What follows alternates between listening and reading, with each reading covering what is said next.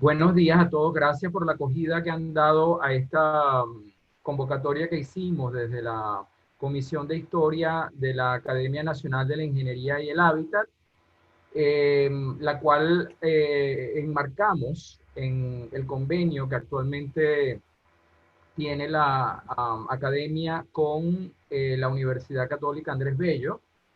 Y en ese sentido hemos propuesto pues hacer nuestras conferencias en el marco de las actividades que se desarrollan conjuntamente con la UCAP, ¿no? Y agradecemos a la UCAP también todo el apoyo que nos ha dado para la difusión en las plataformas de esta invitación, ¿no? Estamos iniciando este ciclo con una conferencia del profesor arquitecto Orlando Marín, quien está también incorporándose como secretario de adjunto de la Comisión de Historia de la Academia, ¿no?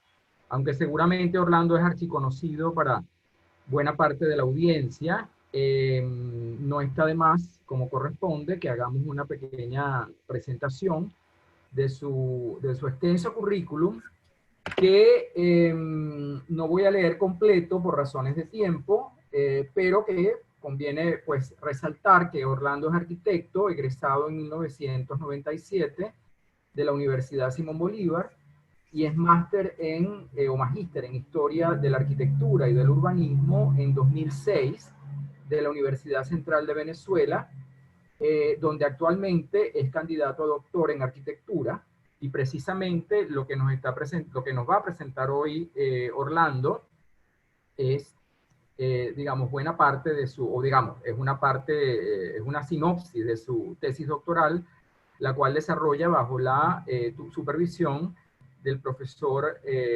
doctor Lorenzo González Casa, quien también nos acompaña en la audiencia y también nos acompaña en la Comisión de Historia de la Academia de la Ingeniería y del Hábitat, ¿no?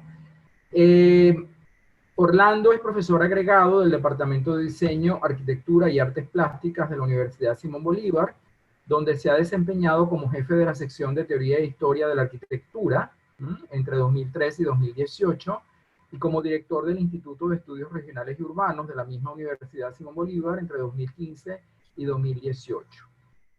Ha sido profesor invitado en cursos de pregrado, en la carrera de arquitectura y posgrado, en la maestría de Historia de la Arquitectura y del Urbanismo, la maestría de Diseño Urbano y en la maestría en Historia en la Universidad Central de Venezuela, así como en la misma Universidad Católica Andrés Bello, que hoy nos acoge, y ha sido tutor de trabajos finales de pregrado y posgrado, ¿no?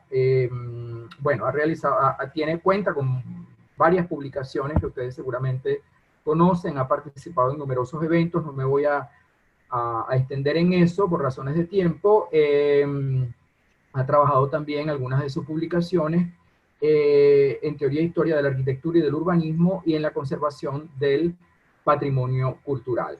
Orlando también ha obtenido diferentes menciones en premios locales. Y bueno, creo que por razones de tiempo, insisto, vamos a cederle la palabra a Orlando, no sin antes advertir que Orlando tuvo bien colocarme aquí como moderador de esta conferencia, pero yo le pediría al mismo profesor Lorenzo González, que es su tutor, que se sienta pues en libertad también de acompañar la presentación con algunos comentarios al final y moderar la discusión si así lo considera. Bueno, gracias Orlando por tu tiempo y por toda la logística, Wow. también la preparación, así como el equipo de la UCAP. Sí. Bueno, muchísimas gracias, Arturo. Y bueno, como bien mencionó él, este trabajo es una tesis doctoral que todavía está en proceso, está a punto de culminarse para ser entregada. Y bueno, es como una manera de intercambiar impresiones también para ver qué les parece a los especialistas que están en esta reunión, ¿no? Sobre la estructura y algunas conclusiones preliminares que hay por ahí, ¿sí? Bueno, entonces se llama Estudios de Arquitectura en Venezuela, Formación Histórica y Modelos Disciplinares, siglos XVIII-XX, y básicamente es un trabajo de historia de la arquitectura, pero que se focaliza en el tema de los estudios de arquitectura, que considero que es uno de los aspectos fundamentales para definir una disciplina, en nuestro caso el de la arquitectura. Vamos a ver cómo si se mueve esto. Bueno, mire, yo quiero decirles, ¿no?, que este trabajo primero partió de un tema que yo quería trabajar, que era el de la arquitectura academicista en Venezuela. Y un poco trabajando ese periodo que me parece que ha sido muy poco estudiado y no hay publicaciones casi sobre eso, sobre ese tema del academicismo en Venezuela. Me encontré con una publicación que se llamaba Both Art Tradition in French Architecture, que fue escrito por un profesor norteamericano, un arquitecto norteamericano que había estudiado arquitectura en Bellas Artes en París. Y él, cuando hizo su libro, su trabajo sobre la tradición de la arquitectura francesa, de tipo Bellas Artes, él decía que ella se enmarca en la tradición que él llamaba bozartiana o academicista. Y él mencionaba en la introducción que él consideraba que habían como 4 tendencias o 4 tradiciones que él llama, o modelos, donde se ha escrito la arquitectura como disciplina y en la que también la enseñanza se ve reflejada porque ella de alguna manera es la que trata de perpetuar ese modelo. Y entonces él decía que las 4 tradiciones artísticas eran esta: la artesanal, la primera, que era como la más antigua, la que tenía más tradición. Luego venía una que él llamaba academicista, que yo le pongo artística, que es la que correspondía. Ahorita vamos a hablar un poco sobre cada una de esas tradiciones, a la cual le siguió luego una politécnica, y finalmente una que yo llamo profesional, aunque él le da otro nombre. Ahorita lo vamos a ver con detenimiento. Entonces, bueno, cuando vi que él hablaba de esas 4 tradiciones sin profundizar y sin explicar mucho, por él enmarcar simplemente la tradición francesa brosartiana, me llamó mucho la atención porque en Venezuela de alguna manera se ven las 4 tradiciones. Vamos a cambiar aquí. Pero bueno, primero vamos a hablar un poquito de cuáles son, qué caracteriza cada una de esas 4 tradiciones en la arquitectura, ¿no? La primera es la artesanal, que es la que se dio prácticamente desde los orígenes de las civilizaciones, pasando por la antigüedad clásica greco-romana, y terminó más o menos, tuvo hegemonía durante la Edad Media, hasta el final de la Edad Media. En este caso, esa tradición artesanal forma parte de una actividad técnico-constructiva, y la que se caracteriza sobre todo por la ejecución de la obra, ¿no? Es en obra que se manifiesta. Y por supuesto, los artífices de estas obras son básicamente unos artesanos, que podemos llamar el maestro de obra, arquitecto, ¿sí? El maestro de obra, entonces, dentro de toda una jerarquía, digamos, gremial, el maestro de obra era el que estaba en la cúspide. Había también los oficiales y los aprendices. El maestro de obra era el que estaba en la cúspide de esa clasificación, esa organización gremial y del aprendizaje. Y de alguna manera podemos decir que él es el que tenía la competencia, por ejemplo, en el diseño, lo que llamamos ahorita diseño. No podemos decir que sería ese concepto en la actualidad, pero sí era el que definía la forma de las obras, ¿no? Bueno, el aprendizaje de ese personaje, el maestro de obra, arquitecto, se daba por ensayo y error, sobre todo. Y era el resultado como una tradición, de una práctica. Y ese aprendizaje se daba sobre todo en el taller. Luego, con el tiempo, vamos a ver que eso cambia un poco. Luego esa enseñanza no solo es el taller, sino en los que se llaman escuelas de arte y oficio.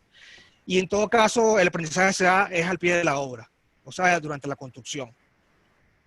La imagen que vemos en la mano izquierda es una iluminación de un manuscrito que se llama La construcción de una iglesia y es del siglo XV. Y ustedes ven que las principales obras que hacían estos maestros de obra, que también eran arquitectos, se llamaban arquitectos, por lo menos en la Edad Media eran las catedrales, eran grandes edificaciones, se puede decir que eran monumentales para las sociedades en donde se producía, ¿no? Y en este caso hablamos de Europa. Bueno, mira, la segunda tradición que cronológicamente aparece es la artística. Y esa se va a dar en Europa, pero particularmente en Italia, a partir del Renacimiento italiano. Y se puede decir que va a perdurar esa tradición que podemos denominar artística, aunque el autor que mencioné ahorita, él la llama academicista, ¿no? Esta dura hasta bien entrado el siglo XX. Se define y se difunde esa teoría artística, se difunde esta manera de trabajar artísticamente, se define a partir de teorías artísticas, que es lo que probablemente diferencia al artesano del artista que va a aparecer en el Renacimiento. De una teoría artística que se basa sobre todo en los testimonios de la antigüedad clásica, sobre todo la romana, ¿no? Aunque finalmente termina siendo una tradición greco-romana la que se va a tomar como referencia, y esta se va a difundir a través de textos, como la tratadística, fundamentalmente. Y podemos decir que lo que va a aparecer aquí es la tradición de, entonces, del arquitecto artista.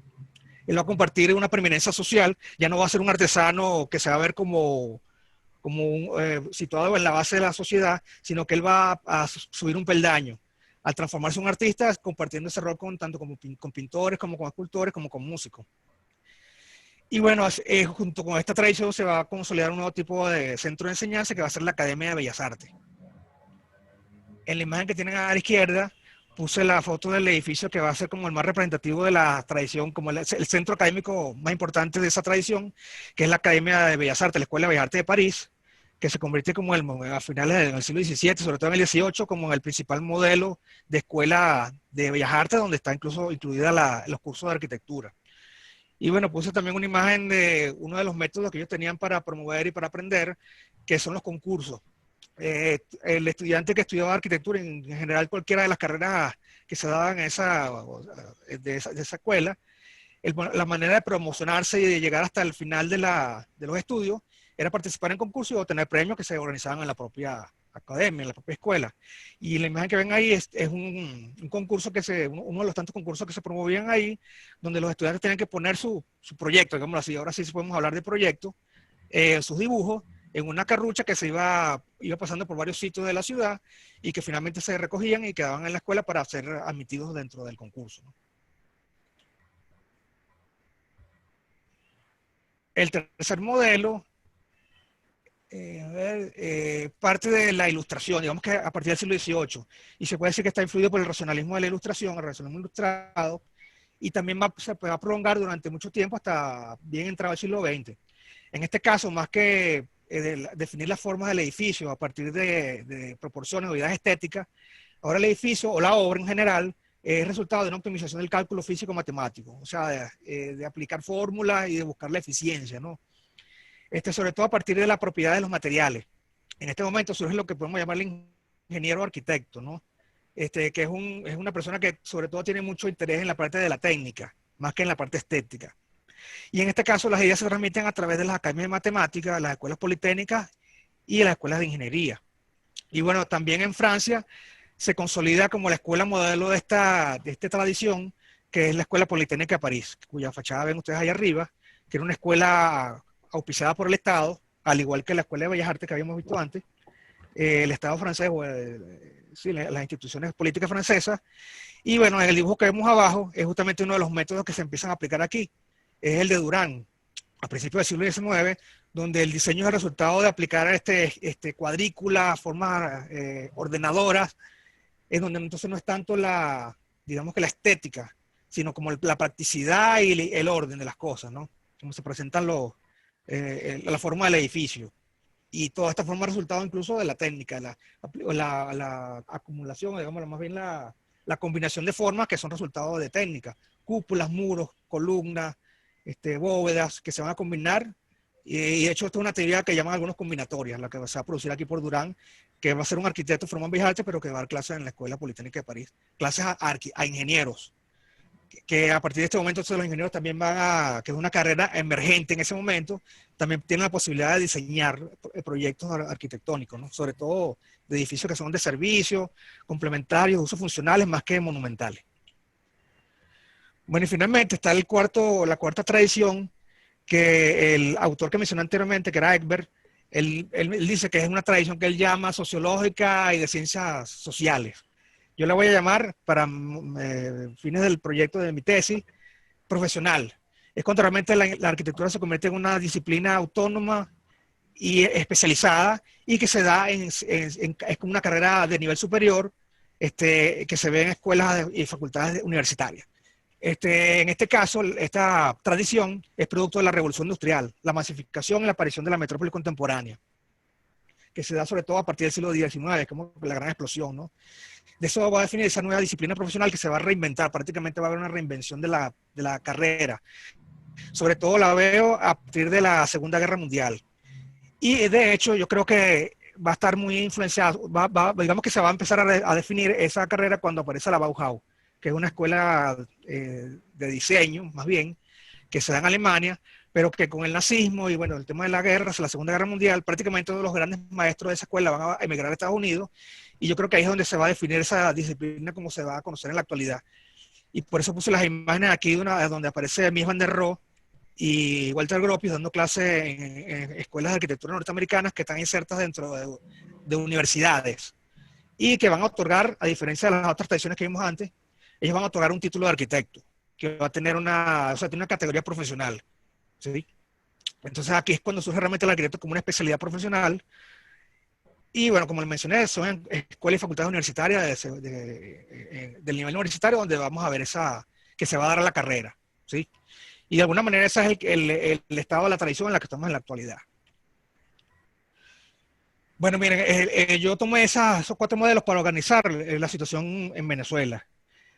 Hay algunos antecedentes, otros trabajos que han tratado de meterse en este tema de la enseñanza, la educación en arquitectura en Venezuela, y yo tengo como base, creo que el principal trabajo que existe en la actualidad es el de Ciro Caraballo, que lamentablemente es un artículo que salió en una revista del Boletín del CIE, se llama del académico retórico o el profesional pragmático, crisis recurrente en la educación venezolana, la ingeniería y la arquitectura. Ese artículo fue publicado por el profesor Ciro Caraballo, que era un profesor de la Facultad de Arquitectura de la Central, de la FAU. Fue publicado en el año 86.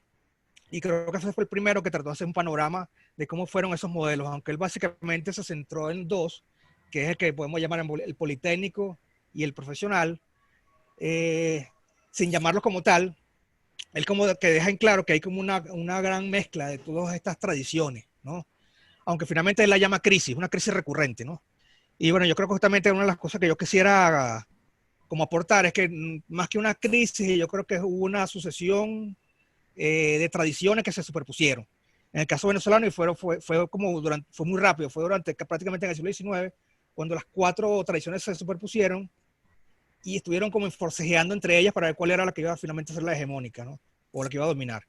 Bueno, lo cierto es que también hay otro trabajo del profesor Juan José Martín Frechilla. Ese fue el de Caraballo, es el que hizo como que la cobertura de todos los periodos, o gran parte de los periodos, sobre todo el siglo XIX y principios del siglo XX. El profesor Martín Frechilla, en un libro más reciente, se llama De vientos a tempestades, Universidad de Política a propósito de la renovación académica en la Escuela de Arquitectura, él también, a pesar de que quería focalizar su publicación en la renovación, que fue en los años 60 del siglo XX, él hace un antecedente que llega prácticamente hasta los orígenes de la universidad. Y entonces lo considero también uno de los antecedentes del trabajo porque también aportó mucha información, sobre todo de lo que sucedió en el siglo XX. Bueno, esto lo considero como los 2 trabajos que han hecho como una visión más global. Hay otros trabajos que han hecho visiones particulares sobre periodos específicos e incluso sobre especialidades o áreas específicas dentro de la carrera de arquitectura. Creo que el más anterior, el más antiguo es el del profesor Juan José Pérez Rancel, se llama Espacio y Ideas de Arquitectura, que es un trabajo de ascenso, donde él estudia sobre todo el siglo XIX y en la tradición politécnica, ¿sí? Luego le siguen algunos trabajos y publicaciones que tratan sobre áreas especiales, por ejemplo, sobre el tema de la enseñanza de la historia de la arquitectura y esa área en Venezuela. Está la profesora Beatriz Mesa, tiene un artículo que se llama La enseñanza de la historia de la arquitectura en la Facultad de Arquitectura y Urbanismo, en una publicación que se editó con razón en conmemoración de los 50 años de la fundación de la facultad. Y hay otro trabajo del profesor Lorenzo González que se llama Nemocina y la creación, la enseñanza de la historia y la conservación en arquitectura y urbanismo, que apareció en un libro colectivo sobre las relaciones entre arquitectura y urbanismo en la Universidad Simón Bolívar, que es del 2005. Y más recientemente, también desarrollando otras áreas dentro de la formación de la arquitectura, está la profesora María Zuleni González, de la Facultad de Arquitectura de la Central, formación histórica de la geometría descriptiva en Venezuela. Y ella, a partir de esa tesis de maestría, que es del 2007, también tiene toda una línea de investigación sobre cómo se ha desarrollado la geometría descriptiva en los estudios de tanto de la ingeniería como de la arquitectura. Y digamos que este es el panorama antes de que haga yo mi trabajo. Panorama del estado del arte, pues digámoslo así. Por cierto, el profesor Lorenzo González es mi tutor del trabajo que está en la sala de reuniones ahorita. Bueno, miren, hubo algo que también a mí me llamó mucho la atención, que fue lo que también me motivó a salirme de solamente a estudiar digamos, la tradición academicista o artística en Venezuela. Y es esta publicación, es una publicación que hizo la Oficina de las Repúblicas Americanas en el año 1898 en Washington, que es como el antecedente de la OEA, digámoslo así. Y en ella publicaba un directorio comercial y lo publicó durante mucho tiempo, tanto a finales del siglo XIX, en el entresiglo, hacia alrededor del 1900. Y en el caso de ella publicaba ahí todas las profesionales que habían en las diferentes áreas en todos los países americanos. Y en el caso venezolano aparecía aquí un bloque de arquitectos en Venezuela, que ustedes lo tienen ahí, no sé si ven, habían 2, 4, 6, 8, como 12 personas que por lo menos se autodenominaban arquitectos, y cuando uno empieza a ver a las personalidades, por lo menos la mitad de ellos eran albañiles, ¿sí? Barnaul, La Francia, La Meda, poleo. Incluso Juan Bautista Sales era albañil, él era un español, Sales era un español que estuvo en Venezuela, era un catalán, que él ni siquiera era maestro de obra, él era lo que llaman aparejador, que era un supervisor de obra, digámoslo así. Mientras que los otros eran ingenieros civiles o militares, y había un arquitecto por aquí, Malaucena, Antonio Malaucena, que sí había estudiado arquitectura desde el enfoque de la tradición artística en Europa. Bueno, entonces digamos que este directorio profesional me hizo entender que realmente uno no podía entender la arquitectura academicista a finales del siglo XIX porque habían todavía otras tradiciones que estaban confluyendo ahí. Entonces eso me llevó a estudiar las 4 tradiciones, cómo se fueron manifestando en Venezuela, e incluso la tesis que yo sostengo es que las 4 tradiciones se superpusieron, sobre todo en el siglo XIX. Y va a ser en el siglo XX, más bien casi llegando a la mitad, cuando la tradición profesional que conocemos, que es la más reciente, se va a imponer, y es la que en la actualidad muchas veces pensamos que la arquitectura es una profesión muy joven en el país. Y realmente es que es la 4ª tradición la que recordamos, ¿sí? Después de muchos desbarajustes, que es lo que les voy a presentar ahora, ¿no? Bueno, miren, con respecto a la primera tradición, es una tradición que en Europa de alguna manera muere con la Edad Media, con el Renacimiento en corte, que es la tradición artesanal. Realmente en Venezuela va a perdurar durante mucho tiempo a raíz de la conquista y la colonización del país. Ahí les estoy poniendo un poco cuál era el concepto sobre el artesano que podemos definir que es el maestro albañil. La artesanía aquí se regularizaba a partir del poder local, que era el ayuntamiento. Esa era la regularidad del ejercicio y la enseñanza de alguna manera, y el gremio, que realmente el gremio era el que controlaba el ejercicio de la profesión, digamos, del albañil, el maestro albañil en ese momento. Y bueno, el maestro albañil va a ser el que va a ostentar el nivel más alto dentro de toda esa categorización de albañiles. Ese oficio fue comenzado a regularizar su ejercicio a partir del siglo XVIII, porque realmente no hubo muchos maestros albañiles tampoco en Venezuela. A partir de la conquista llegaron varios españoles albañiles que ejercieron el oficio en Venezuela, eran los que básicamente construían las catedrales, las iglesias que eran las más importantes, ¿no? Las edificaciones más importantes de las ciudades que iban apareciendo en ese momento. Sin embargo, fueron muy pocos. Ahí ustedes van a ver un gráfico que es una tabla de maestros albañiles que hubo en Venezuela activos en la provincia de Venezuela entre el siglo XVI y el XVIII, que más o menos fueron 50. Y hago este cuadro a partir de una investigación que hace el profesor Carlos Duarte en un libro que se llama Aportes documentales a la historia de la arquitectura en el periodo hispánico. Él ahí hace un registro de todos los albañiles que él ha encontrado en documentos del periodo colonial. Pero yo solamente estoy registrando lo que son maestros de albañilería, los maestros, los que estaban en la cúspide, que eran los que de alguna manera definían y dirigían las obras más importantes del momento, ¿no? Esto es muy interesante porque si ustedes ven el cuadro, hasta el siglo XVIII casi todos eran españoles. A partir del siglo XVIII, a mediados, que es cuando se comienza a regularizar un poco con unas ordenanzas el ejercicio del oficio, sí comenzamos a ver personas nacidas aquí. Y sobre todo van a ser pardos. No van a ser blancos españoles los que van a ejercer el oficio, sino pardos, que era una clase social que se veía que era inferior con respecto al blanco, ¿no? Que era el que dominaba socialmente en Venezuela. Y bueno, esos son los que realmente van a tener una formación aquí. Y es la que a mí me interesaba investigar, cómo era la enseñanza o qué aprendía un maestro de albañilería en Venezuela, ¿no? Y bueno, realmente sobre eso hay muy poco información. Una de las pocas registros que he encontrado es un documento donde hay una lista que hizo un albañil, maestro albañil que se llamaba Juan Basilio Piñango. En el año 1806 él hizo una lista de los albañiles que estaban haciendo el ejercicio de la profesión, digámoslo así, del oficio. Y él menciona aquí, la lista se llama la lista de relación exacta de los alarifes que ejercen las funciones sin tener aprobación.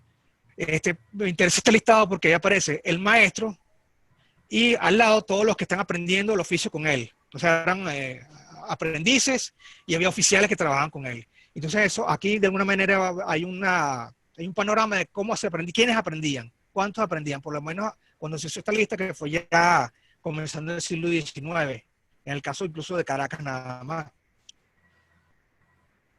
Y bueno, otra cosa interesante que este mismo personaje, para ser maestro albañil, él había propuesto, y eso lo recogían las pocas ordenanzas que se hicieron en el momento, tanto la de mediados del siglo XVIII como una que propuso el propio Piñango a principios del siglo XIX, él presentó ante el municipio un examen para ser al maestro albañil.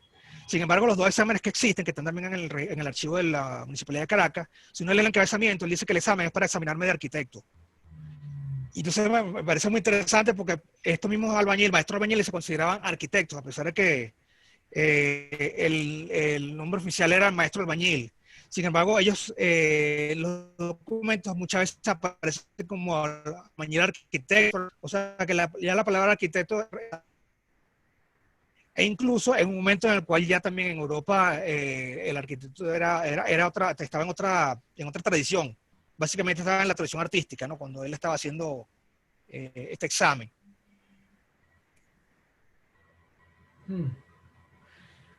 Bueno, miren, también me interesa un poco porque en la propuesta que hace Juan Basilio Piñango para hacer ese examen, él pone aquí los temas que tiene que saber un maestro albañil.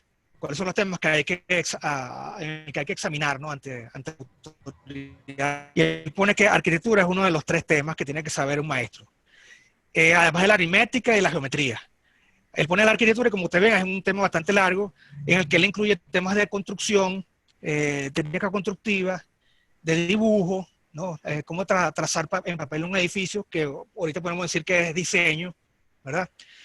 Cuál es la perfección de la planta, qué disposiciones hay dentro del edificio, las proporciones, cómo se fortifica un templo, que probablemente tiene que ver con un tema constructivo, ¿verdad? Fortificación de salas, la elección de un sitio para construir un edificio, que eso también nos recuerda un poco la otra tradición que la artística, los manuscritos de Vitruvio hablan de eso, de la elección del sitio para colocar ciudades y edificaciones, ¿no? Cómo es la planta de un edificio, cómo son, sobre todo, esto es muy, muy importante, cómo son los órdenes de arquitectura, que era el tema central en la tradición artística que estaba en Europa en ese momento. Bueno, mira, lo cierto es que lo que uno ve aquí es que ya hay una mezcla, una superposición de 2 tradiciones. Digamos que de origen medieval, que llegó a América, a Venezuela con los españoles, pero también un poco la que se está dando en Europa en el momento, después del Renacimiento, ¿no? Y miren, esto también se los digo porque hay otros testimonios que hablan de que hay una superposición de tradiciones en este caso. Mira, aquí hay un tratado que fue publicado en España en el año 1767, que se llama El Arquitecto Práctico. Y este ejemplar fue uno que yo me encontré, que pertenece a una colección privada de uno de los ingenieros arquitectos que yo estaba estudiando y que, bueno, estuve tratando de ubicar a los descendientes, a los familiares, para ver qué recordaban de él. Y lo cierto es que este ingeniero arquitecto, que se llamaba Eduardo Filomena Castro, que era él estudiaba ingeniería civil en la Central. Él coleccionaba libros de arquitectura y él de hecho estudió arquitectura en la Academia de Bellas Artes de Caracas, y bueno, eso lo vamos a ver ahorita. Pero lo cierto es que en su colección estaba este libro que todavía poseen los familiares, donde había el nombre tachado, y cuando uno lo ve más grande, que es lo que ven aquí arriba, realmente ahí lo que dice es Maximiano Solórzano, y ese señor que era el dueño de ese libro, de ese tratado, era un alarife, era un albañil, maestro albañil, que también era pardo. Él llegó a ser capitán de un batallón de pardos, una milicia que había en Caracas, y también llegó a ser alarife de albañilería de Caracas allá a finales del siglo XIX, que eso es de alguna manera el equivalente a lo que actualmente es la ingeniería municipal, ¿sí? Y bueno, y por otro lado, él incluso incurrió dentro de toda una problemática, pues sabe que en ese momento a un mulato no se le podía tratar de don, ¿no? Ni siquiera a un blanco de orilla, eso era una prerrogativa que tenía ciertas personas en la colonia, ¿no? Bueno, él en ese momento con la famosa, había una ordenanza de las gracias al sacar, que se podían comprar el título de don. Él aparentemente logró que le dieran el don, el título de don, e incluso él recibió una carta de España donde el rey de España le decía don. Y entonces él en ese momento empezó a alardear en la sociedad caraqueña que él era don Maximiano Solórzano. Y eso trajo muchos problemas en el momento. Bueno, lo cierto es que me parece muy interesante esto de quiénes eran los primeros arquitectos o albañiles que estaban a finales del siglo XIX y principios del siglo XX trabajando en ese momento y que ya tenían como esa influencia, esa doble tradición. Bueno, miren, la segunda tradición, que de alguna manera se superpone con la anterior, es la politécnica. Y esta se da justamente cuando un estudiante venezolano que va a Europa a estudiar, que es Juan Manuel Cajigal, él estudia ingeniería militar en España y hace algunos estudios libres de ingeniería civil en París. Él regresa a Venezuela, él hace todo estudio mientras se da la Gran Independencia. Y cuando termina la Gran Independencia, él regresa a Venezuela y él es el fundador de la Escuela de Matemática de Caracas. Y bueno, justamente entonces esa tradición de ingenieros militares y civiles que van a también no solamente estudiar la técnica, sino también la arquitectura, la inicia Juan Manuel Cajigal en 1831 con la fundación de la Academia de Matemáticas. Esa tradición se va a continuar luego cuando se cierre esa institución en la Universidad Central, que es donde se van a trasladar todos estos estudios de ingeniería, en donde van a haber 1 o 2 cursos de arquitectura. Y finalmente, bueno, van a trasladarse a otra nueva institución que se llamaba la Escuela de Ingeniería, que se creó en 1895, y justamente ahí es donde se va a crear la carrera de arquitectura como tal, una carrera particular para estudiar arquitectura se va a crear en esa Escuela de Ingeniería en el año de 1895. Y bueno, con varias transformaciones, eso va a perdurar hasta el año 41 y ahorita vamos a hablar de eso. Bueno, ¿quiénes son los exponentes más importantes de esta tradición en la práctica? Bueno, van a ser estos dos señores. Olegario Meneses, que va a ser egresado de la Escuela de Matemáticas, la Academia de Matemáticas, que hizo algunas edificaciones, como usted ve, neoclásicas, casi todo va a ser el estilo convencional de esta tradición, como esta es la actual gobernación del estado Zulia, a mano izquierda, y el otro Luciano Urdaneta, que también estudia en la Academia de Matemáticas, pero él también va a complementar sus estudios en la Escuela de Puentes y Caminos de París, donde también vamos a ver que fue prácticamente una de las que inició esa tradición politécnica, ¿no? La arquitectura como una tradición politécnica. Él va a ser el diseñador del Capitolio Palacio Federal Legislativo. Bueno, sin embargo, hay otros personajes que me aparecieron, ¿no? Dentro, investigando un poco esto. Yo simplemente voy a mencionar uno que casi no he mencionado, que se llama Lino Revenga. Él fue uno que estudió en la Academia de Matemáticas y terminó en el año 1851. Pero este señor en particular, Revenga, él no estudió ingeniería militar. Uno de los problemas que tenía la Academia de Matemáticas es que ella nunca llegó a entregar un título de ingeniero, ni civil ni militar, a pesar de que cuando se creó la ley de formación de esta institución, aparecía esa idea, ¿no? Ahí solamente se entregaron títulos, ¿cómo se puede llamar? Militares. Los que terminaban los cursos le daban el título de teniente de ingeniero, que era un rango militar prácticamente. Lino Revenga no le interesaba ser militar y él no hizo los cursos militares, simplemente se hizo todos los cursos que eran civiles. Cuando él terminó los cursos en la academia, no recibió el título de ingeniero, ni de teniente, nada de esto, sino que él tuvo que ir a la Universidad Central y hacer como una especie de, no reválida, porque decía que el título de teniente ingeniero era equivalente al de ingeniero civil. Y ese título lo podía otorgar la Universidad Central. Entonces, utilizando esa prerrogativa legal, Lino Revenga fue a la central y pidió que le dieran su título, que en ese momento era el de licenciado en filosofía. Para la Universidad Central en ese momento el licenciado en filosofía era el equivalente a ingeniero civil. Y entonces él tuvo muchos problemas porque la universidad no se lo quería reconocer a pesar de que la ley lo decía, ¿no? Entonces él estuvo como un año casi escribiendo el Congreso, que eso estaba en la ley, y bueno, al final la universidad aceptó y le otorgó su título de licenciado en filosofía, con el cual le podía ejercer la carrera de ingeniero civil. Y luego, después de él, varios hicieron lo mismo y hicieron como una equivalencia y le dieron su título, ¿no? Lo cierto es que ustedes ven a mano derecha una publicidad que hizo Revenga, porque él además hizo algunos estudios fuera de Venezuela. Él fue a Estados Unidos a perfeccionarse en varios temas, ¿no? Pero él finalmente se promocionaba como ingeniero que hacía obras de construcciones civiles y arquitectura, hacía puentes, maquinarias, hacía incluso canales, montaba trapiches. Entonces esto era como un poco el perfil del ingeniero que se graduó en ese momento, que también hace arquitectura y que recibe una pequeña formación sobre los conceptos sobre todo de los órdenes arquitectónicos y un poco de la distribución que debería tener algunas edificaciones civiles. Bueno, este es uno de los tantos personajes que hicieron siguieron esa tradición, ¿sí? Y bueno, la tercera tradición artística que aparece en Venezuela, la artística. No sé si ustedes ven que aquí se alteraron un poco los órdenes, porque la tradición artística en Europa fue la segunda, mientras que la tercera fue la politécnica. En el caso de Venezuela, la politécnica fue la segunda, y luego fue que apareció la artística, que esto fue en el año 1887, cuando realmente se formalizó un curso de arquitectura bajo la visión artística. Esta era la que a mí me interesaba originalmente, porque ven ustedes, ella duró, el curso de arquitectura en Bellas Artes, duró 30 años. Y a mí me llamaba y todavía me llama mucho la atención que esa tradición prácticamente aquí la desconocemos. No sabemos quiénes fueron los profesores, no sabemos quiénes fueron los estudiantes, y eso me llamaba mucho la atención, ¿no? Un poco eso fue lo que yo quise tratar de destacar en el trabajo. Los dos profesores que tuvo esa tradición fueron Juan Hurtado Manrique, que era un arquitecto reconocido en el ejercicio profesional del momento. Él fue el arquitecto guzmancista por excelencia, hizo casi todas las grandes obras en la capital de Caracas. Y me llama también la atención sobre Juan Hurtado Manrique, que muchas veces, en casi todas sus biografías, aparece que él era un ingeniero civil graduado en la UCB. Y durante la investigación que yo hice para la tesis, me encontré que él nunca se graduó de ingeniero en la central. Él empezó, él realmente lo que estudió fue como un año en la Academia de Matemáticas que no terminó. Él no terminó ese año y al final desapareció, no aparece en los documentos. Lo que uno concluye es que él realmente se fue de Venezuela y tuvo una formación como arquitecto en Europa.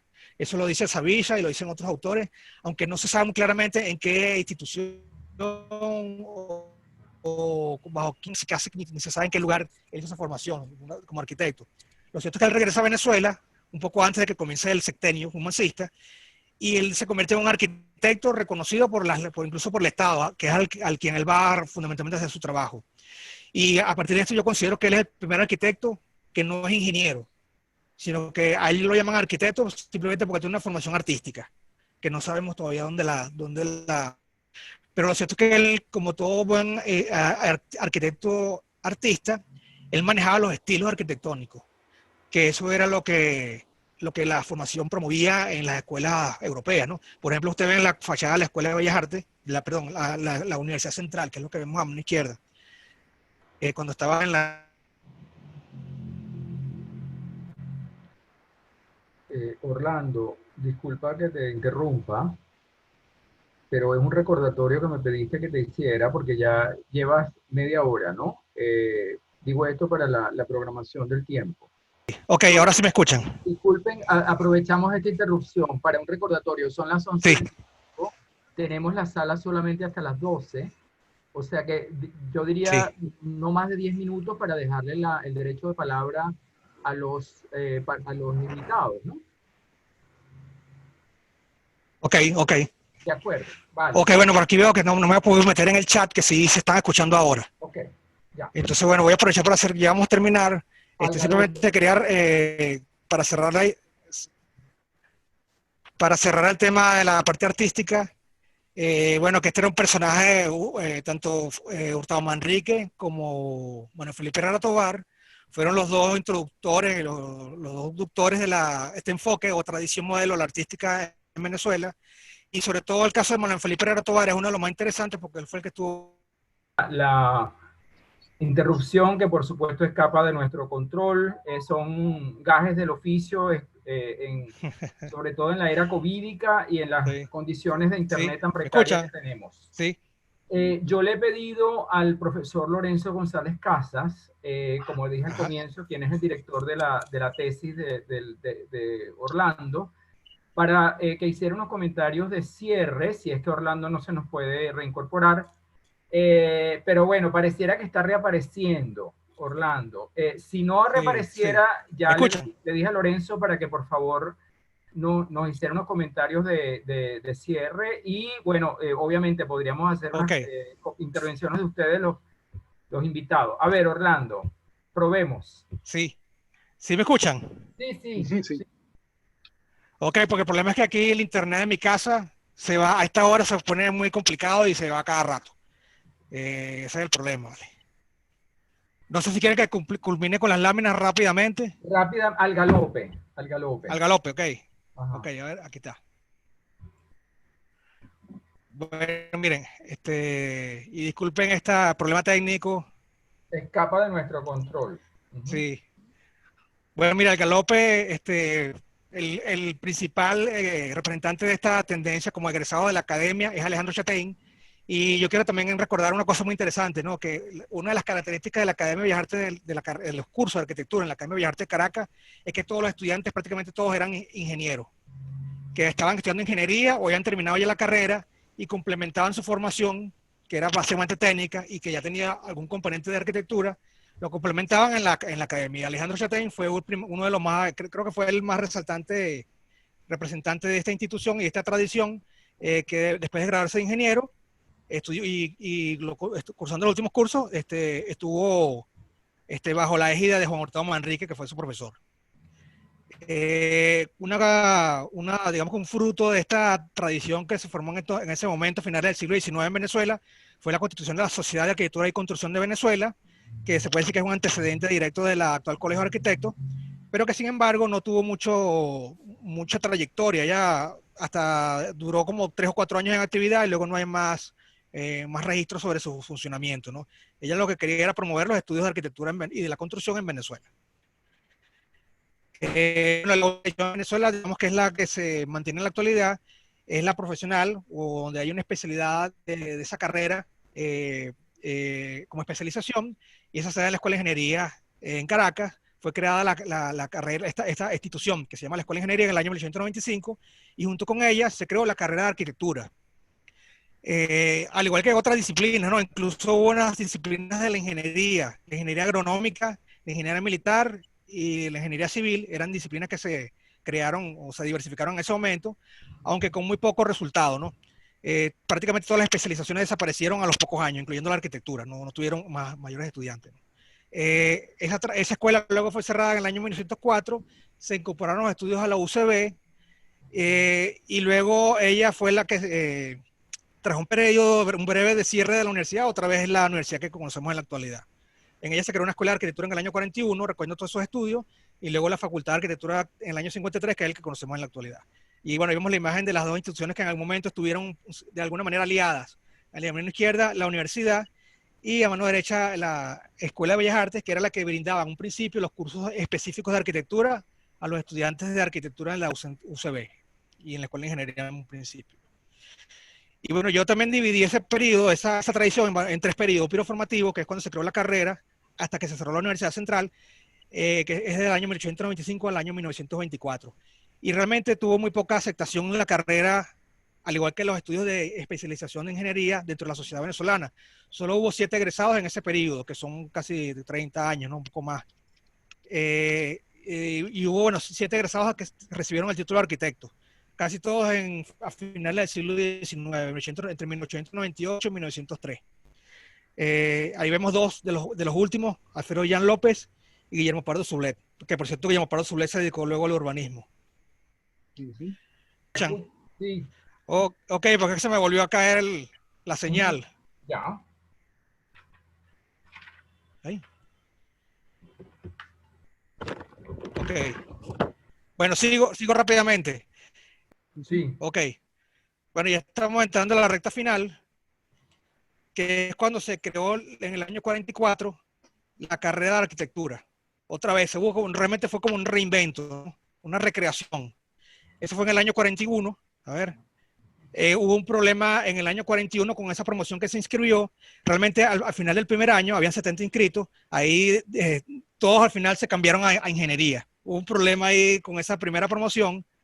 Curiosamente, en los libros de lo que menciona la historia reciente, que ahí solamente hubo reválidas, pero lo que pasó es que fracasó nuevamente la carrera.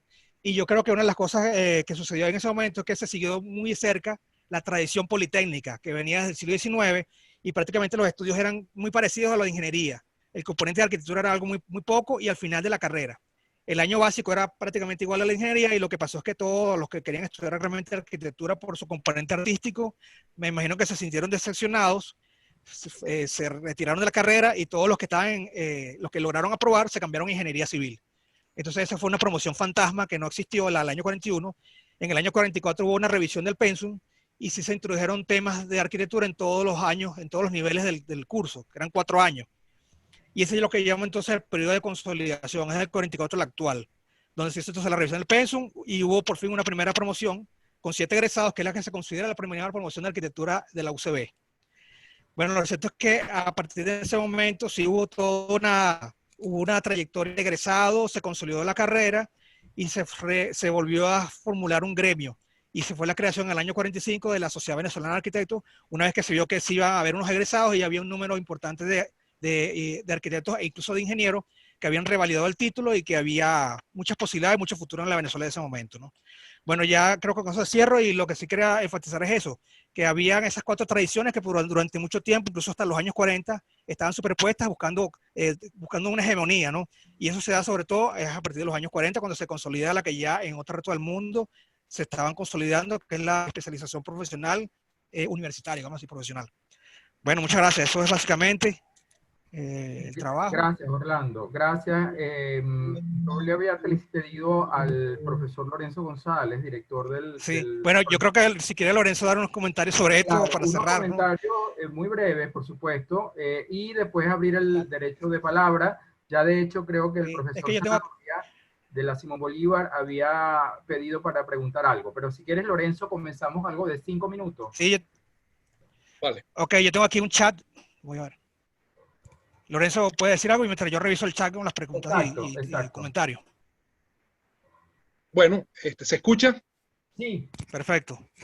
Bueno, en realidad creo que este es un trabajo sumamente interesante. A mí en realidad me ha servido para entender muchas cosas y al propio tiempo de entenderla y pertenecer, por supuesto, al mundo de la enseñanza y el aprendizaje de las disciplinas de urbanismo y arquitectura, desentrañar, yo creo que es una de las cosas más interesantes, cómo llegan las profesiones a la universidad. Es decir, cómo se produce ese proceso de legitimación de una disciplina que se convierte en profesión. Probablemente la arquitectura es una de las más difíciles. Allí se ve a través de esos cuatro momentos, cómo se va encadenando, sobre todo con algo que se pudiera decir que es la oferta y la demanda, la oferta y demanda de unos saberes. Y si uno analiza en paralelo, como ha venido haciéndose en este trabajo, la relación de la industria de la construcción o de los procesos constructivos y como demanda de unos saberes y de unos llamemos profesionales o artesanos o artistas en otro momento, o unos técnicos en otro instante, evidentemente se tiene que producir una relación con el mundo de las academias, o el mundo en donde se produce ese intercambio de conocimientos. Lo que siempre uno se pregunta es si hay sincronía entre esa oferta y la demanda, que es lo que queda por saber. O sea, es decir, en determinado momento, pensemos en nuestro contexto, cómo procede el desarrollo de estas disciplinas, el caso de la arquitectura, pero evidentemente en el caso del urbanismo lo es también, para poderse adaptar a esas condiciones del mundo de la construcción y del contexto general de un país. Eso yo diría que serían los principales comentarios que quería hacer sobre la presentación. Gracias, Lorenzo. Orlando, tú revisaste el chat. Sí, bueno, estoy tratando de revisar aquí. Yo sé y que realmente no veo alguna. Había levantado la mano. Ok, a ver, es que no veo cómo darle el derecho a palabra. Ya voy a buscarlo aquí. Acá. Ajá. Ya lo vi. Ok. Ya lo vi. El profesor Alfredo. Ajá. Oye, Alfredo, aquí está. Creo que ya Alfredo tiene el derecho a la palabra. A ver. Alfredo.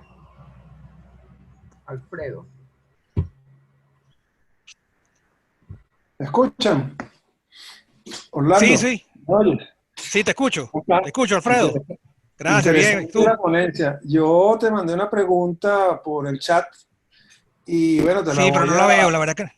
Ajá, te la voy a leer. O sea, te pregunto que temporalmente, ¿dónde se insertan los doctores en ciencias físicas y matemáticas graduados en UCB, de muchos de los cuales he visto fotografías de ellos allí, como arquitectos, y bajo qué modalidad se implican ellos profesionalmente en el ejercicio de la disciplina, tanto como arquitectos cómo no. como ingenieros?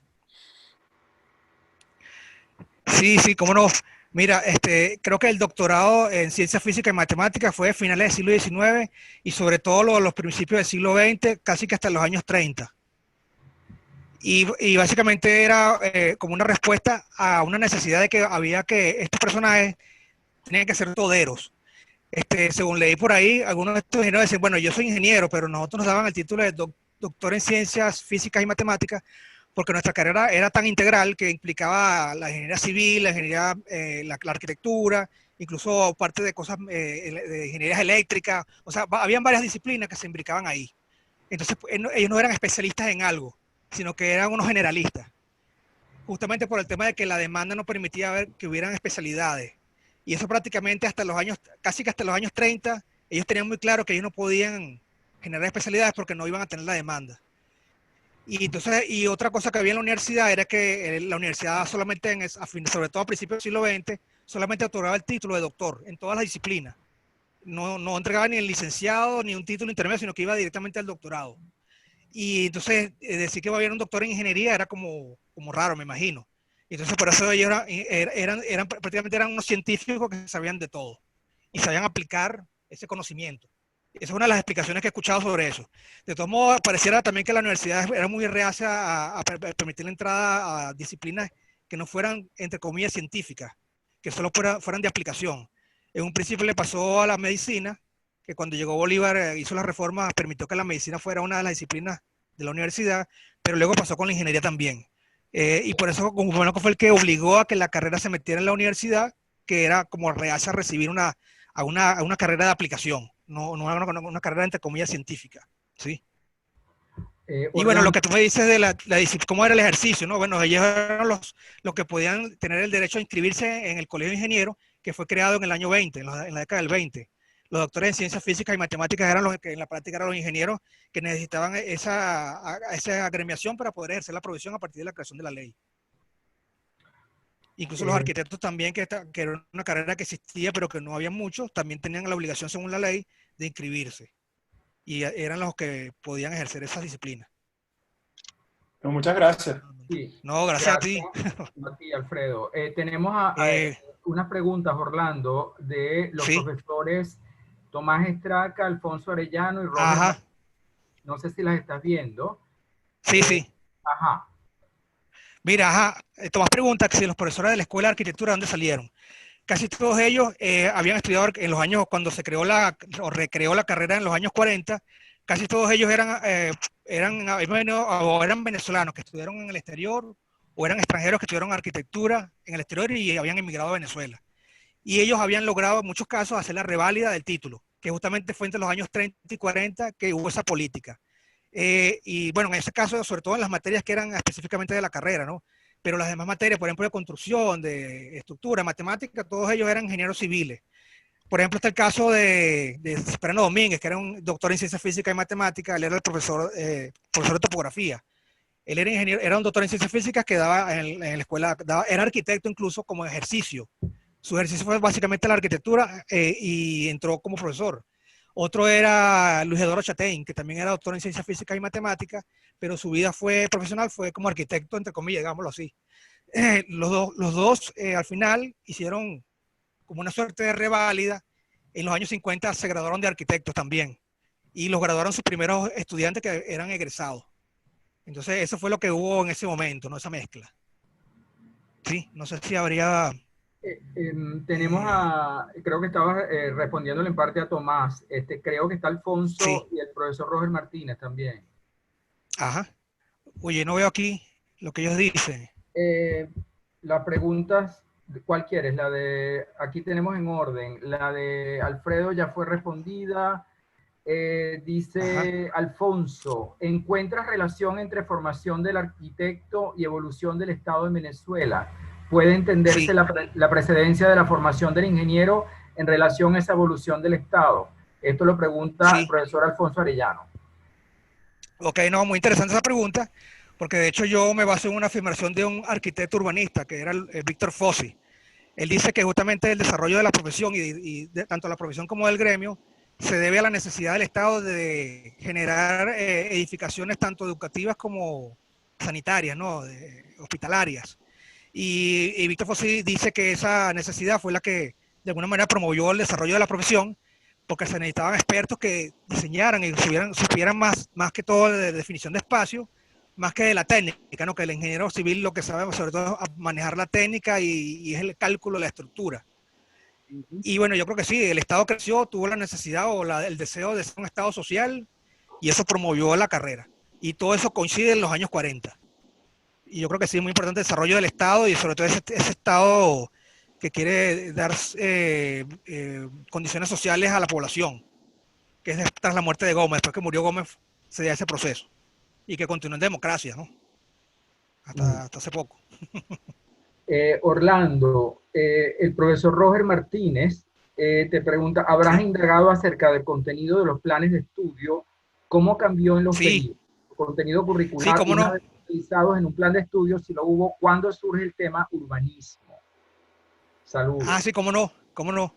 Sí, bueno, también eso forma parte del trabajo, comparar los planes de estudio, porque una de las conclusiones es que el plan de estudio politécnico, o sea, de la Academia de Matemáticas, que luego fue de Ingeniería, que luego fue a la Central, se mantuvo muy parecido al plan de estudio de arquitectura que se creó en la Escuela de Ingeniería y cuando comenzó en la UCB en los años 40. Se mantuvo muy parecido. Digamos que las dos tradiciones se superponían también ahí. Y digamos que de alguna manera un arquitecto era como un ingeniero que sabía un poco menos de cosas, de elementos técnicos y sabía dibujar y diseñar, digamos un poco eso, ¿no? Pero era casi un ingeniero civil, digámoslo así. Y eso se transformó, fue en los 40. Y sí, a finales de los años 40 en ingeniería ya había algunos cursos ellos le llamaban saneamiento de poblaciones. Creo que eso fue a finales de los 30, comienzos de los 40, donde aparece esa materia, ese curso, que luego cuando se crea la carrera de arquitectura se llama urbanismo, o algo, algo de ciudades, muy parecido al saneamiento de ciudades. Incluso había un tema que me imagino que tenía que ver con las instalaciones, que le llamaban el saneamiento de edificaciones, que me imagino que tenía que ver con las instalaciones sanitarias, etcétera, y algunos equipamientos, ¿no?, para los edificios. Pero ya en los 30 estaba ese curso para ingenieros, saneamiento de poblaciones. Ok. Ajá, por aquí tenemos una pregunta del urbanista Gonzalo Tobar. La Facultad de Arquitectura Ajá. se crea desde un inicio como Facultad de Arquitectura y Urbanismo. Bueno, sí, no, ni de broma. Digamos que un primer salto que fue casi revolucionario fue crear la escuela. Porque el problema de la escuela es que ella fue creada en el 41 y en el 44 la volvieron a desaparecer. Según la nueva ley que se creó, la Ley de Educación del año 44, desapareció la escuela inexplicablemente, pero probablemente tiene que ver con esa idea de que hubo una diserción muy grande y no hubo estudiantes, ¿no?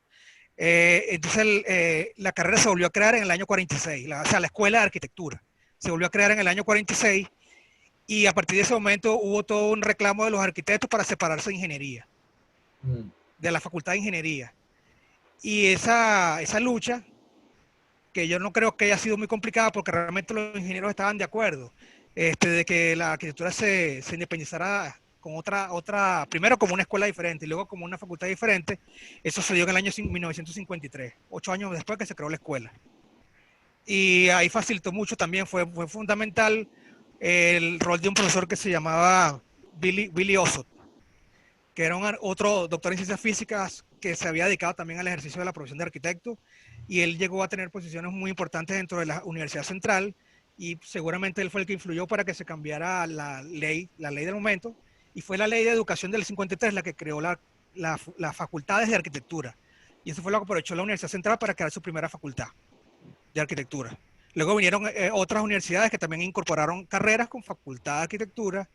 Y por cierto que una de las cosas que me sorprendió mucho fue que la que le siguió en ese camino fue la UCAP, que es justamente uno de los patrocinantes de esta conferencia.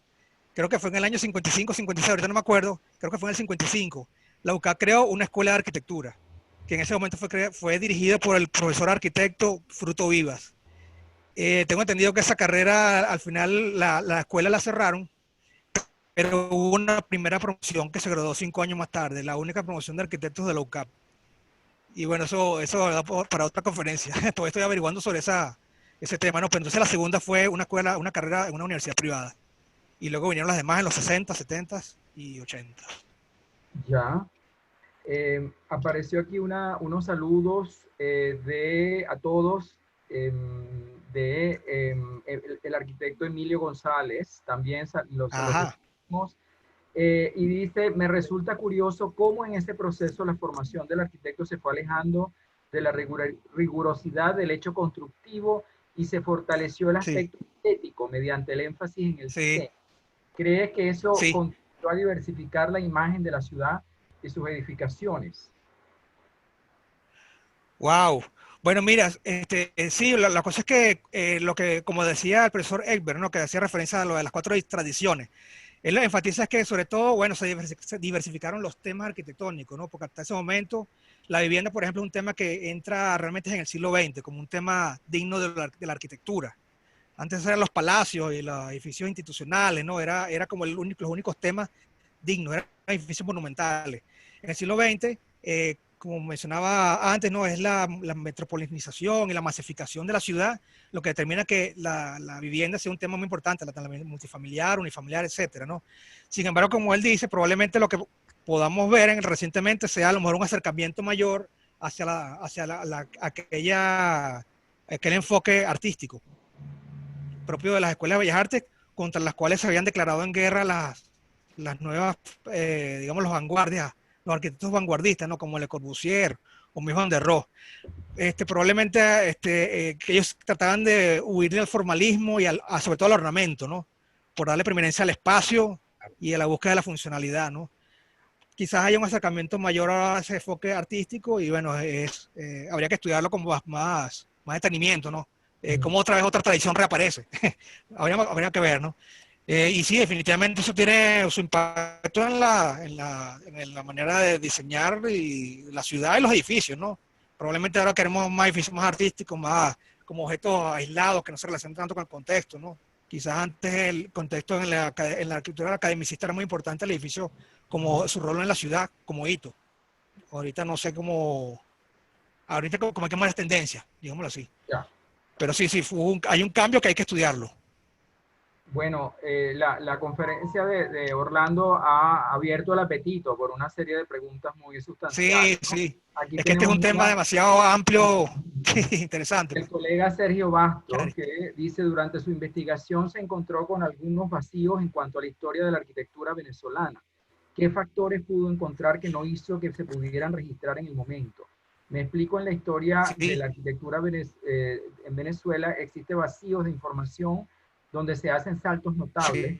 Hablamos, por decir, de arquitectura colonial, luego arquitectura republicana y después arquitectura moderna. Es decir, no se habla de transiciones o cómo se fue evolucionando en el proceso histórico. Sí, bueno, muy buena pregunta, porque ciertamente hay muchos vacíos y sobre todo, por ejemplo, yo veo que lo que hicieron los ingenieros arquitectos, sobre todo, por ejemplo, a principios del siglo XX, estos arquitectos que estudiaron en la Escuela de Bellas Artes, realmente de ellos hay muy poca información y yo he tratado de documentar todos los que cursaron ese curso, los que participaron en ese curso en la Escuela de Bellas Artes de Caracas, que son como 100, hubo como 100 ingenieros que hicieron ese curso, hubo algunos personajes que no se graduaron de ingenieros, hicieron el curso, bueno, casi todos ellos han sido obviados, ¿no? Y sobre todo, a mí me interesa mucho ahorita, en el trabajo me saltó el interés por estudiar a ingenieros, por ejemplo, los doctores en ciencias físicas y matemáticas, muchos de ellos en los años 40, que se graduaron en los 30, en los 20, en los 40, hicieron arquitectura, y por lo menos en Chacao hay muchos edificios que uno cree, bueno, no, eso lo hizo un ingeniero que no sabemos quién es. Bueno, muchos de estos ingenieros civiles que eran ingenieros arquitectos hicieron esos edificios en los años 40 y todavía trabajaban en los años 50. Yo creo que y ellos son los que llenaron a la ciudad de edificios y los que hicieron realmente la ciudad. Y los primeros arquitectos que se graduaron en las promociones de la facultad, ya son de los años 40 y 50, prácticamente ellos hicieron, no hicieron, por ejemplo, en los cascos tradicionales, no fueron los que llenaron edificios, los edificios, no son sus obras, son de ingenieros civiles, ¿saben? Que hacían esa doble tarea. Yo creo que hay que investigarlos y sacarlos en la categoría de arquitectura anónima. Esa es una de las tareas, pues, que creo que me saltó a la vista en el trabajo, en la investigación. Ajá. Por no hablar de la arquitectura colonial y del siglo XIX, que también hay muchos ingenieros. Claro, el problema es que comparado con lo que sucedió a mediados del siglo XX, la magnitud de las obras, la parte digamos que el elemento cualitativo es incomparable, ¿no?, con la cantidad de obras que se hicieron antes de los años 50 en Venezuela. Y eso probablemente es una de las cosas que ha inhibido la investigación, y no hay mucho testimonio, mucha documentación. Ese es un gran problema que los historiadores conocen, ¿no? Es bastante difícil investigar por la calidad de los archivos y no hay mucho material disponible. Pero sí, hay un gran vacío. Saltos. Hemos dado el derecho a las preguntas que están formuladas como tales. Hay también, valga hacer notar, unos comentarios muy interesantes en el chat, ¿no? Que los pueden compartir todo. Quizá Orlando después puede responder, por ejemplo, al profesor Germán Guía, que está haciendo un comentario allí sobre la arquitectura militar, ¿no? Venezuela tiene un enorme vacío. Las fortificaciones coloniales nos dejaron un vestigio. Tal vez el ejemplo más significativo de la aplicación matemática, ahí está, ¿no? Como impulsor de la ciencia militar en el siglo XVII. Sí, no, totalmente. Está representado en la actividad castrense de Sebastián Leprétre de Bobin, quien se desempeñó como jefe de ingenieros del emperador Luis XIV. Ok, ustedes conocen, ¿no? El marqués Bobin. Sí, no, bueno, eso... Ajá. No, muy interesante eso, porque también, si uno ve a ciertos periodos de la historia de la arquitectura, como era el periodo colonial, al principio del siglo XIX, el gran historiador de la arquitectura militar fue Graciano Gasparini, la arquitectura civil colonial fue Graciano Gasparini. Prácticamente fue el único investigador. Y evidentemente el solo no ha sido basto para desarrollar toda esa investigación, ¿no? Y yo creo que hace falta mucha. Incluso durante mi investigación me di cuenta que cuando llegó la guerra de independencia, hubo ingenieros venezolanos que se formaron, no sé cómo, pero se formaron aquí en Venezuela como ingenieros militares. A ver, algunos sí, había uno que se llamaba Iturbe, León de Iturbe, que él llegó incluso a hacer algunas carreteras. Cuando averigué, él hizo algunas carreteras en Valencia en plena guerra de independencia con Morillo. Bueno, todo ese periodo de la independencia, la actuación de ingenieros militares venezolanos todavía no ha sido tocada. Y todas las obras que ellos hicieron tampoco. Ahorita, gracias a Savisa y a otros, bueno, se ha comenzado a investigar a partir de 1830. Pero todavía la primera parte del siglo XIX está como los 30 años, 40 años primeros, están como en sombra todavía. Y es muy interesante el planteamiento del profesor Germán sobre eso, ¿no? Sí. Sí, hay otros comentarios. Sí, aquí falta mucho que investigar. Claro, yo creo que Orlando podrá quizás responder ya personalmente, porque son personas pues conocidas directamente, ¿no? Yo, como creo que se nos está acabando el tiempo, iba a hacer un comentario muy, bueno, agradecer a Orlando por la presentación y haber capeado el temporal de la internet de manera tan Oye, sí. Entre tanto. No, y gracias también al público, porque fueron los que aguantaron yo simplemente un comentario quizás un poquito ocioso, porque siempre estas referencias están de más, pero le he comentado a Orlando antes que para a nivel latinoamericano creo que hay dos trabajos interesantes sobre la emergencia del campo de la arquitectura, no ya solamente en términos académicos, sino como oficio, que también lo combina este trabajo, por supuesto, pero con enfoques distintos. Un enfoque, por decir así, más cronológico, tradicional, del profesor Fernando Pérez Oyarzún en la Universidad Católica de Chile, sobre la historia de la arquitectura chilena en el siglo XX, que por supuesto trabaja mucho la obra, el gran diseño, la obra destacada, pero también se ocupa muchísimo de la emergencia de los planes de estudio y partiendo también de las tradiciones academicista y tecnicista que Orlando ha revisado hoy. Y desde una aproximación quizás más, podríamos decir así, más profesional, epistemológica, si se quiere, Luis Fernando González, de la Universidad Nacional de Colombia, en la sede de Medellín, también ha hecho una obra pues, importantísima sobre la emergencia de la arquitectura en Colombia, ¿no? Por supuesto hay en otros campos, pero se lo he comenzado a Orlando porque son trabajos reciente. El de González ya fue publicado y el del profesor Pérez Oyarzún, de hecho, son varios tomos y está en curso. Y un comentario, una inquietud más personal, viene de la más en el sentido, vamos a decir así, epistemológico. Yo nunca me atrevo, aunque tengo tanta relación con los arquitectos por décadas de décadas, yo siempre digo que son como mis primos, ¿no? Porque no me atrevo nunca a meterme así de la arquitectura. A pesar de que estudié en Londres en la Architectural Association y demás, pero siempre me da miedo porque sé que es un campo muy, muy minado. Pero tengo una duda más bien de corte epistemológico sobre el término tradición que tú utilizas, ¿no? Porque a ratos utilizas tradición. A ratos modelo. Yo me imagino que, por supuesto, en la tesis esto va a estar muy desarrollado. Pero como inquietud me queda el planteamiento, que seguramente tú los estás considerando, que en ese constructo, por decir así, de tradición, quizás tradición a ratos me parezca más adecuado que modelos, dependiendo del periodo, ¿no?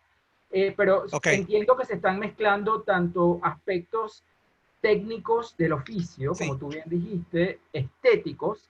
En ese sentido nos está remitiendo un poquitico a una epistemología tomista o aristotélica, o sea, donde se están encontrando raíces el oficio de la arquitectura, combinado con su componente estético, pero posteriormente entiendo que en esa tradición se va envolviendo un componente institucional, lo cual complejiza esa noción, ¿no? O sea, porque esa institucionalización a través de la universidad le da una complejidad mucho mayor, obviamente en el siglo XIX y en el XX, y ahí es que quizás donde pienso que habría que hilar un poquito más fino, seguramente ya en el discurso final de la tesis, porque si uno lo ve, o sea, esa institucionalización universitaria, aunque estuviera ubicada en un contexto más de corte matemático o ingenieril en el sentido matemático, en el 19 también está en el 20. O sea que uno podría decir en los dos momentos ya hay un asentamiento universitario. Pero creo que el tema en el que tú dices después de la Segunda Guerra, obviamente ya más con el modernismo funcionalista y este proceso de internacionalización, claro, ahí entra a jugar a mi juicio también un elemento que ocurre en el urbanismo, por supuesto, y en campos como la historia urbana también, que es la departamentalización, por llamarlo así, del conocimiento.